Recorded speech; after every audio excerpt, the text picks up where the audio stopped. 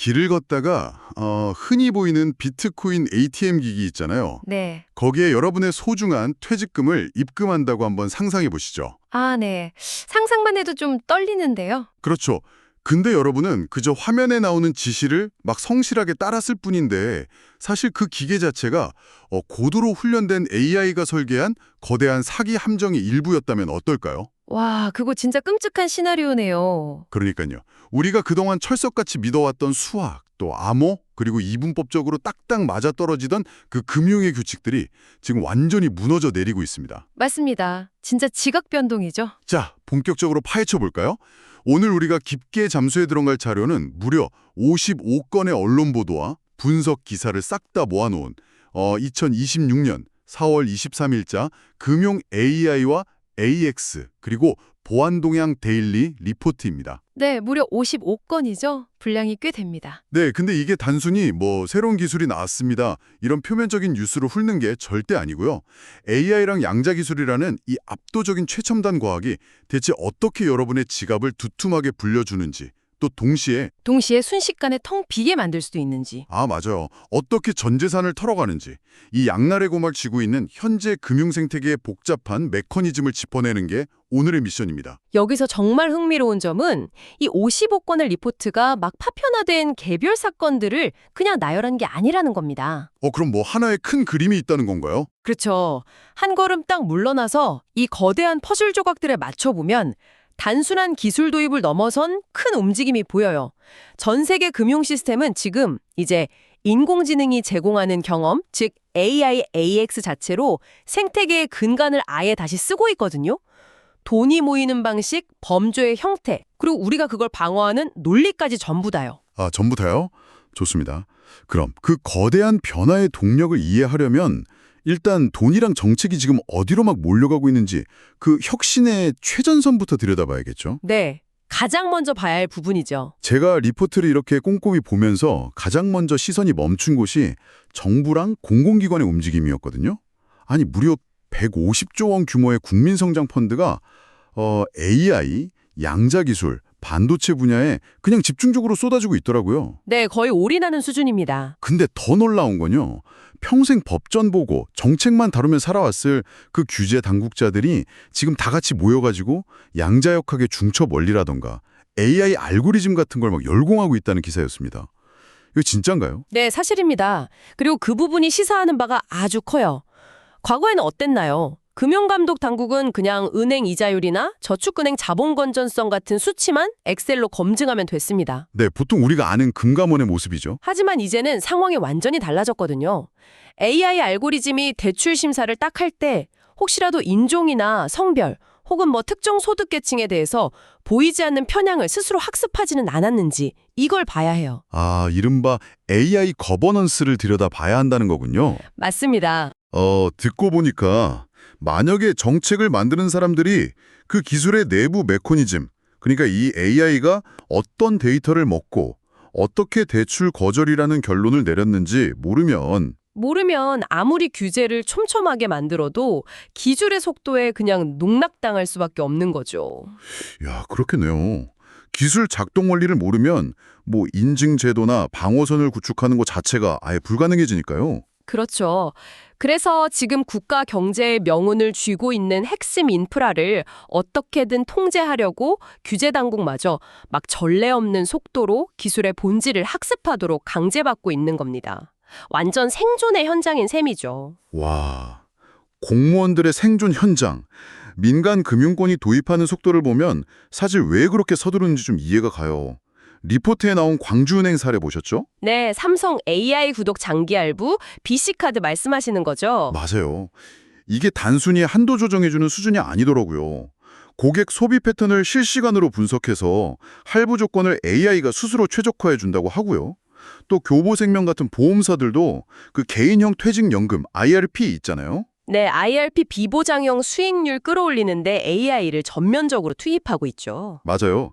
제 생각엔 이게 그냥 내 통장 잔고 엑셀로 분석하는 걸 넘어서서 수천만 명의 데이터 속에서 나와 비슷한 사람들의 어떤 미래 행동까지 예측하는 메커니즘이 깔려 있는 것 같거든요. 오, 아주 훌륭한 추론입니다.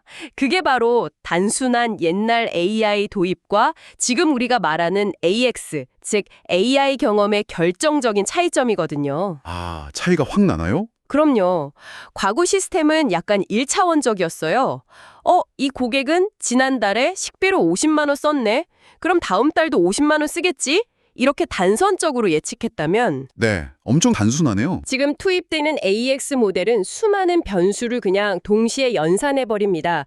예를 들면 이 고객의 최근 결제 내역과 오늘 아침 금리 인상 뉴스를 읽으면서 머무른 체류 시간, 그리고 유사한 경제적 타격을 받은 집단의 패턴을 종합해볼 때 와, 뉴스 체류 시간까지요? 네, 그런 것까지 다 계산해서 이 고객이 3개월 뒤에 특정 할부금을 연체할 확률이 12% 높아진다. 이런 다차원적인 예측 모델을 실시간으로 팡팡 돌리는 겁니다. 거기에 이제 토종 AI 반도체 기업 세 곳이 나란히 IPO, 그러니까 기업 공개 준비하면서 자본시장 한가운데로 막 들어오고 있잖아요. 네, 본격적으로 진입하고 있죠. 그러니까 금융회사가 그냥 AI를 사서 쓰는 소비자를 넘어서서 그 AI를 구동하는 엄청난 연산 인프라에 직접 돈을 대고 또 관련 파생 상품도 만들어내고 아예 완전히 하나로 엮여버린 생태계가 된 거네요. 정확합니다. 생태계 자체가 융합된 겁니다. 근데요, 전문가님, 제가 여기서 강한 의문이 하나 생깁니다. 아까 리포트를 쭉 보는데 증권사들 MTS, 그 모바일 트레이딩 시스템이랑 여러 금융 플랫폼에서 전산장애가 전년 대비 무려 65%나 급증했다고 나오거든요. 네, 그 수치 보셨군요. 아니 겉으로는 막 최첨단 AI 비서 고용해서 초개인화 서비스 해준다고 그렇게 광고를 때리면서 정작 그 똑똑한 비서가 일할 컴퓨터는 자꾸 다운되고 있다는 뜻 아닌가요? 뼈아픈 지적입니다. 이게 그냥 사람들이 일시적으로 막 몰려가지고 생기는 단순한 병목 현상이라고 보기엔 65%는 증가폭이 너무 가파른 거 아니에요? 진행자님의 그 우려가 지금 우리 금융 인프라가 안고 있는 가장 치명적인 아킬레스건을 정확히 찔렀습니다. 이건 절대 단순하게 사람 몰려서 접속 지연되는 수준이 아닙니다. 그럼 대체 원인이 뭡니까? 방금 우리가 이야기한 그 화려한 AI 분석 있잖아요. 뉴스 읽는 시간까지 체크하는 초개인화된 실시간 연산. 이게 기존 데이터 처리랑은 차원이 다르게 압도적인 트래픽이랑 컴퓨팅 파워를 요구하거든요. 아, 기계가 너무 무거운 작업을 하고 있는 거네요. 맞아요. 결국 현재 금융 인프라가 이 폭발적인 AI 연산량을 구조적으로 버텨내지를 못하고 있다는 뜻입니다. 구조적으로 못 버틴다는 건 서버 대수를 그냥 돈 주고 더 사서 늘린다고 해결될 문제가 아니라는 건가요? 그렇습니다.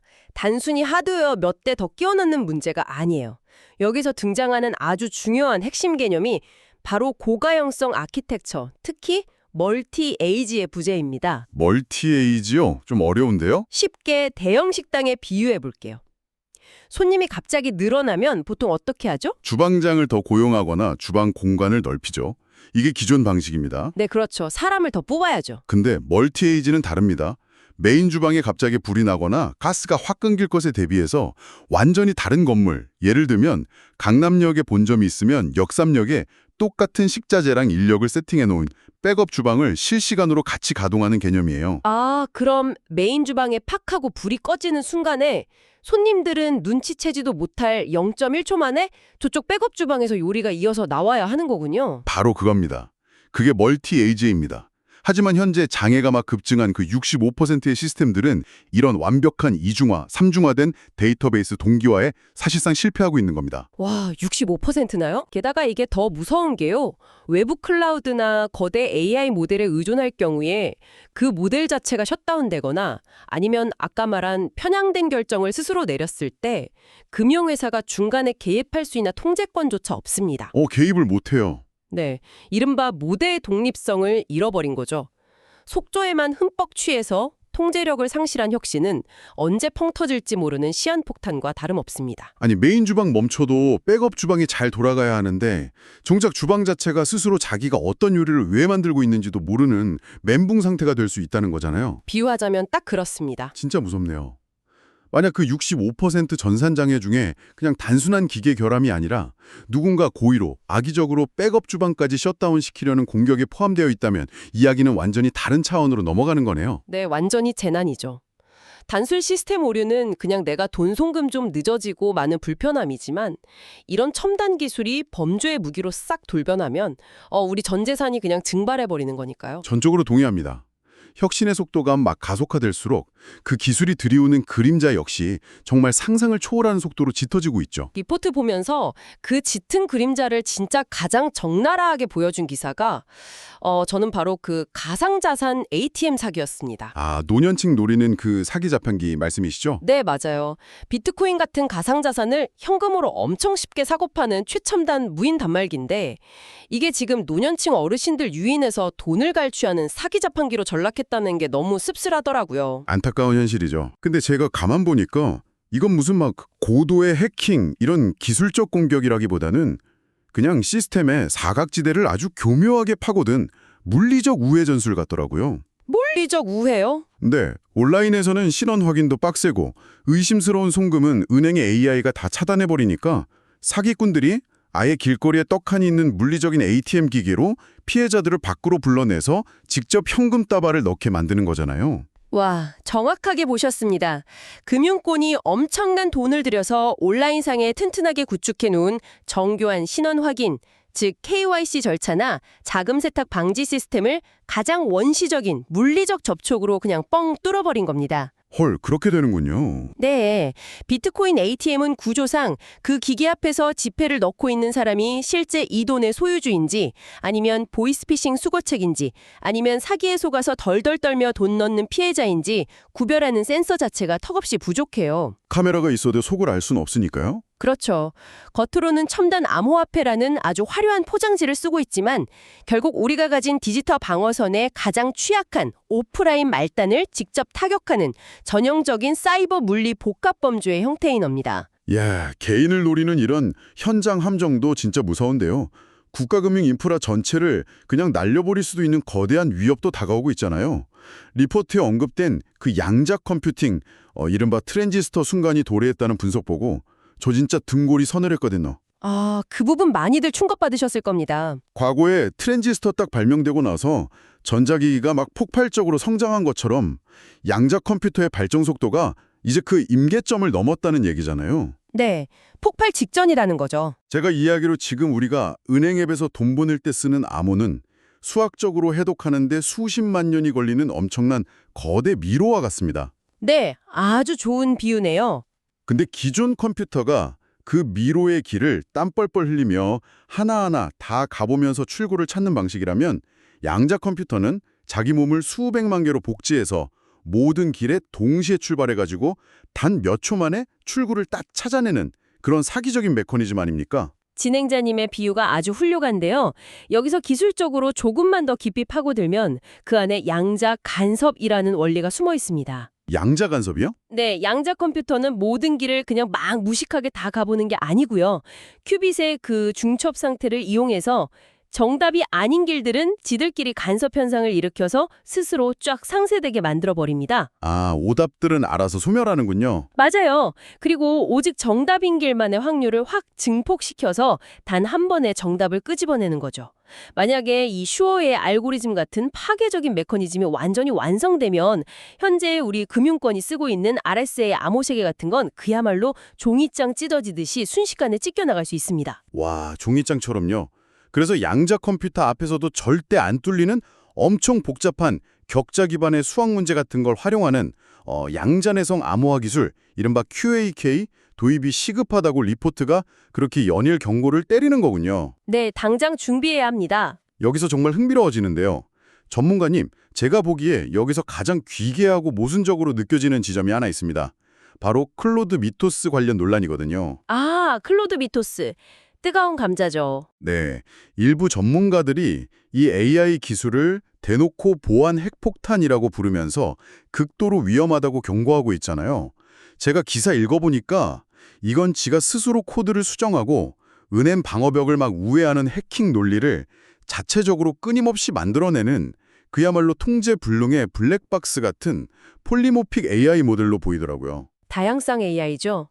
형태를 계속 바꾸니까요. 네. 근데 이 핵폭탄 같은 위험성을 다들 뻔히 알고 있으면서도 정작 전 세계에서 보안에 제일 깐깐하다는 유럽이랑 영국의 선진은행권이 이거 도입을 오히려 가속화하고 있다고요? 네, 앞다투어서 도입 중입니다. 아니, 설명만 들으면 양자 컴퓨터 해킹은 도둑이 세상 모든 은행 금고를 열 수 있는 마스터키를 손에 쥔 것 같은데 거기에 보안 핵폭탄을 유럽은행들이 스스로 들여놓는다고요. 이거 완전히 불이 활활 나고 있는데 기름통 붓고 있는 거 아닙니까? 겉으로만 보면 진짜 화약고를 스스로 짊어진 것 같죠. 하지만 이 지점에서 글로벌 은행권이 직면한 아주 극단적이고 치명적인 딜레마를 이해하셔야 합니다. 어떤 딜레마요? 은행들도 바보가 아닙니다. 클로드 미토스 같은 이 고도화된 생성형 AI가 보안에 심각한 뇌관이 될 수 있다는 걸 아주 잘 알고 있어요. 아는데 왜 포기를 못해요? 해커들이 이미 그런 초지능적인 AI 모델을 무기로 싹 장착해버렸기 때문입니다. 초당 막 수십만 개의 변종 해킹 코드를 쏟아내고 기존 은행 방어벽의 빈틈을 실시간으로 학습하면서 형태를 막 바꿔버리는 공격을 퍼붓고 있어요. 헐, 해커들이 이미 쓰고 있군요. 네, 만약에 은행이 옛날처럼 사람이 수동으로 룰을 설정하는 순차적인 보안 시스템에만 딱 머물러 있다면 어떻게 될까요? 그냥 0.001초 만에 방어선이 싹 다 뚫려버립니다. 아, 결국 그 AI의 변칙적이고 무자비한 공격을 막으려면 사람이 나서는 게 아니라 해커보다 더 뛰어나고 엄청나게 빠른 학습 능력을 가진 괴물 같은 AI를 아예 맞불러 놔야만 실시간 방어가 가능하다. 이런 잔인한 계산이 깔려 있는 거군요. 바로 그겁니다. 위험 요소가 크더라도 가장 강력한 무기를 선제적으로 딱 도입해서 AI 기반 위협 탐지 자동화 시스템을 구축해 놓지 않으면 아예 전쟁 자체를 시작할 수도 없다는 그 극도의 위기감, 이른바 포모 증후군이 은행들을 완전히 덮치고 있는 겁니다. 포모 증후군요? 네, EJ, 즉 적의 AI를 내 AI로 제압해야만 하는 아주 모순적인 군비 경쟁의 한가운데 있는 것이죠. 와, 이거 진짜 고도의 사이버 군비 경쟁이네요. 양자 컴퓨터가 암호 체계를 막 부수려고 하고 또 미토스 같은 AI들이 초당 수만 번씩 창과 방패의 전쟁을 벌이는 엄청난 사이버 전장이잖아요. 네, 눈에 보이지 않을 뿐이지 엄청난 전쟁입니다. 그렇다면 이런 압도적인 기술 전쟁 속에서 도대체 우리는 현장에서 어떻게 방어하고 있습니까? 리포트를 제가 또 보니까 현장에서의 방어 방식은 놀라울 정도로 물리적이고 약간 좀 아날로그적이더라고요. 네, 기사 보셨군요. 예를 들어서 영등포구에서는 그 CCTV 관제 요원분들이 화면을 뚫어지게 막 모니터링 하시다가 보이스피싱 수거 체계의 미세한 행동 패턴을 딱 포착해서 현행범 검거를 했대요. 대단하시죠? 그리고 수원 권선경찰서에서는 현장에서 좀 이상한데 감지하고 송금을 막은 새마을금고 직원분한테 감사장을 수여했고요. 또 통신사인 LGU+는 거동 불편하신 취약계층 분들을 아예 직접 찾아가서 스마트폰 유심을 교체해주면서 모바일 보안을 강화하고 있더라고요. 네, 아주 훌륭한 오프라인 방어망 사례들이죠. 그래서 이게 다 무슨 의미일까요? 솔직히 말씀드리면 보이지 않는 차원에서 수백만 번의 연산 공격이 쏟아지는 마당에 사람이 화면을 맨눈으로 쳐다보고 직원이 직접 찾아가서 조그만 칩을 갈아 끼우고 이런 방식들이 과연 실효성이 있을까 의문이 듭니다. 아, 너무 약해 보인다는 말씀이시죠? 아니 레이저 무기가 막 난무하는 스타워즈 잔장에다가 집 주방에서 쓰던 냄비 뚜껑을 딱 들고 나간 것처럼 너무 원시적인 접근 아닙니까 이거? 이 지점에서 중요한 질문이 생깁니다. 진행자님, 그 최첨단 기술 공격의 최종 관역, 즉 타겟이 과연 클라우드 서버나 데이터베이스일까요? 은행 서버 타는 거 아닌가요? 아닙니다. 범죄자들의 최종 목적은 결국 돈을 인출하거나 이체하는 현실 세계의 인간입니다. 아, 인간이 타겟이군요. AI가 아무리 제 목소리를 똑같이 변조하고 양자 컴퓨터가 복잡한 비밀번호를 순식간에 뚫어낸다 한들 결국 피해자를 속여서 ATM 이체 버튼을 직접 누르게 만들거나 물리적으로 유심을 딱 탈취하지 않으면 최종적인 현금화는 절대 불가능하거든요. 아, 해커들의 공격 무기는 최첨단일지 몰라도 결국 그 무기가 꽂혀야만 하는 마지막 병목 구간은 여전히 아주 아날로그적인 인간의 심리, 그리고 물리적인 인터페이스라는 거군요. 정확합니다. 그래서 전문가들이 말하는 완벽한 제로 트러스트, 아무도 믿지 않는 보안 아키텍처의 완성은 결국 물리적 엔드포인트, 즉 현실의 인간과 기계가 딱 만나는 그 지점에서 이루어집니다. 냄비 뚜껑이 아니었네요? 네, 냄비 뚜껑처럼 보였던 그 아날로그 방패들이 사실은 최후의 에어갭, 그러니까 물리적 망 분리 역할을 아주 톡톡히 해주는 겁니다. 그럼 둘이 같이 돌아가는 거네요? 그렇죠. 수백억을 들인 거대 AI 탐지 시스템이 비정상 거래를 의심 상태로 분류해서 딱 알람을 띄우면 최종적으로 현장의 새마을금고 직원이 어르신 송금 버튼 누르는 걸 막고 CCTV 요원이 수거책의 동선을 차단해버리는 융합적 시스템인 거죠. 이야, 멋지네요. 눈에 안 보이는 기술적 방어망이랑 인간의 직관적인 물리 방어가 막 거미줄처럼 촘촘히 통합될 때만 진짜 방패가 완성된다는 깊은 통찰이 이 사례들에 담겨 있는 겁니다. 기술과 인간의 융합 방패가 현장을 지켜준다면 그 보이지 않는 제도의 방어선도 흥미롭게 구축되고 있더라고요. 어떤 부분 말씀이시죠? 그 리포트에 등장한 범죄 수익 독립 몰수제 통과 소식입니다. 제가 이 제도 메커니즘을 쓱 보니까 기존에는 적이 해외에 꽁꽁 숨어있는 사기 조직 총책을 잡아와서 유죄 판결을 딱 받아야만 그 돈을 회수할 수 있었잖아요. 네, 그게 한계였죠.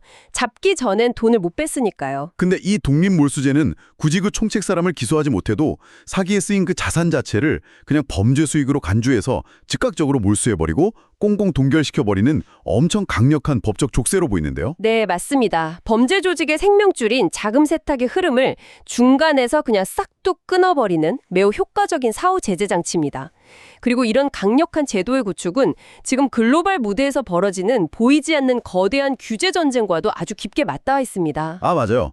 글로벌 규제 동향 섹션을 보면 미국 은행권이 스테이블 코인 관련 규제 일정을 담은 이른바 지니어스법 진행에 엄청 강력하게 제동을 걸고 나섰더라고요. 네, 치열하게 싸우고 있죠. 저는 이게 단순히 전종 은행들이 새로운 코인 혁신을 막 귀찮아해서 규제해주세요 하고 때를 쓰는 게 아니라고 보거든요. 이 이면에는 대체 어떤 메커니즘과 정치 경제학이 막 작동하고 있는 겁니까? 이 팽팽한 신경전의 본질은요, 결국 다가오는 거대한 디지털 자산 시대에 누가 자금 세탁 방지와 신원 확인의 룰을 통제할 것인가 하는 주도권 싸움입니다. 패권 싸움이군요. 네, 스테이블 코인은 국경을 초월해서 순식간에 막대한 돈을 이동시키잖아요. 만약 미국 당국이 여기에 너무 강력한 잣대를 들이대면 혁신적인 디지털 자산의 패권이 다른 국가로 훌쩍 넘어가 버려서 결국 달러의 영향력 자체가 축소될 수 있습니다. 아, 정부 입장에선 달러 패권이 중요하니까요. 그렇죠. 반대로 미국 내의 기존 전통은행들 입장은 다릅니다. 핀테크나 코인 기업들이 은행 수준의 엄격한 규제나 비용을 부담하지도 않고 손쉽게 금융망에 쓱 들어와 무임승차하는 걸 막기 위해서 아주 강력한 로비와 제동을 걸고 있는 겁니다. 양쪽 입장이 다 이해가 가네요. 네, 결국 이 모든 법적, 제도적 다툼은 양자내성 암호나 첨단 AI 방패 못지않게 글로벌 금융 시스템의 돈줄과 흐름을 통제하기 위한 가장 치열한 인프라 전쟁의 한 단면이라고 볼 수 있죠. 와, 오늘 우리가 함께 파헤친 이 55건의 리포트 조각들이 대체 어떻게 연결되는지 이제 그 선명한 메커니즘이 머릿속에 쫙 그려집니다. 퍼즐이 좀 맞춰지셨나요? 네, 완벽해요. 지금 이 이야기를 듣고 계신 여러분, 오늘 우리가 나눈 이 깊은 탐구는 결코 무슨 실리콘밸리의 연구실이나 월스트리트의 화려한 회의실 안에서만 일어나는 추상적인 개념이 아닙니다. 당장 내일 아침 여러분의 스마트폰 알림창에서 벌어질 여러분의 삶과 직결된 이야기입니다. 당장 우리 현실이죠. 당신이 평생 땀 흘려 모은 퇴직연금은 이제 당신의 표정과 맥박까지 분석할지도 모를 AI가 대신 운용하며 수익률을 결정할 겁니다. 길을 걷다 무심코 쓱 지나치는 비트코인 ATM은 첨단 기술로 무장한 누군가의 덫이 되어 당신을 노릴 수 있고요. 조심하셔야 합니다. 그리고 당신의 모든 디지털 자산과 비밀번호는 조만간 양자내성 암호화라는 한 번도 경험해보지 못한 거대한 국제표준 아래서 전부 리셋되고 아예 재편될 것입니다. 완전히 새로운 시대가 열리는 거죠. 이 혼돈의 전환기 속에서 매일 쏟아지는 단편적인 뉴스 조각이나 어려운 기술 용어에 막 휩쓸리지 않는 것이 정말 중요합니다. 기술이 주는 편리함은 마음껏 누리시되 그 시스템의 이면이 진짜 어떻게 작동하고 누가 설계했는지 날카롭고 비판적인 질문을 절대 멈추지 않는 것. 그것이 지금 우리에게 필요한 가장 강력한 보안 아키텍처일 것입니다. 맞습니다. 기술의 거대한 파도를 맨몸으로 다 막아낼 수는 없어요. 하지만 그 파도의 메커니즘을 제대로 이해하면 파도에 휩쓸리지 않고 멋지게 올라타는 법을 배울 수는 있죠. 오늘 우리가 짚어본 여러 층위의 논의들이 청취자 여러분이 그 파도를 현명하게 타는데 작은 나침반이 되었기를 바랍니다. 자, 그럼 마지막으로 여러분의 머릿속을 계속 맴돌게 할 조금 도발적이고 서늘한 질문 하나를 딱 던져드리며 오늘 시간을 마무리할까 합니다. 어떤 질문이죠? 오늘 우리는 우리의 자산을 알아서 불려주는 아주 강력한 AI, 그리고 그 틈을 파고들어 자산을 훔치려는 해커의 AI, 이 창과 방패의 딜레마에 대해 깊게 논의했잖아요. 그렇다면 한번 상상해 보시죠. 가까운 미래에 당신의 자산을 전담해서 아주 완벽하게 관리해주는 개인용 AI 금융 비서가 스마트폰에 있다고 가정해 보겠습니다. 네, 아주 편리하겠죠. 당신은 진짜 손가락 하나 까딱하지 않았고 그냥 자고 일어났을 뿐인데 전 재산이 증발해버린 거죠. 비서들끼리 대화하다 틀린 거네요. 그렇습니다. 그렇다면 이 치명적인 손실의 법적 책임은 대체 누구에게 물어야 할까요? 사기꾼 AI의 논파를 견뎌내지 못하고 어이없이 뚫려버린 내 금융비서의 방어망 코드를 짠 그 불쌍한 개발자일까요? 아니면 막대한 시스템 수수료를 꼬박꼬박 받아 챙긴 대형 금융회사일까요? 고민되는데요? 그것도 아니면 그 편리함에 흠뻑 취해서 그 AI 비서에게 내 지갑의 최종 승인 권한을 전적으로 넘겨버린 우리 자신일까요? 야, 이거 진짜 대답하기 어려운 철학적인 문제네요. 우리가 당연하다고 믿었던 이 모든 금융의 책임 소재가 마치 양자역학의 세계처럼 엄청 흐릿해지고 복잡하게 얽혀버렸습니다. 진정한 AI 금융의 시대는 어쩌면 새로운 기술을 며칠 더 빨리 개발하는 것이 아니라 이 골치 아프고 철학적인 질문에 대한 사회적 합의를 찾는 데서부터 진짜로 시작될지도 모릅니다. 맞습니다. 꼭 한번 생각해 봐야 할 문제네요. 지금 이 방송을 들으며 복잡한 지하철을 출퇴근하시는 혹은 집에서 조용히 차 한 잔 드시고 계신 여러분, 오늘 하루는 이 흥미롭고도 무서운 딜레마에 대해 한 번쯤 깊이 고민해 보시기 바랍니다. 네, 나침반이 꼭 필요할 겁니다. 이탁해진 세상 속에서도 늘 맑고 예리한 시선 잃지 마시고요. 오늘의 심층 탐구는 여기까지입니다. 끝까지 함께해 주셔서 고맙습니다.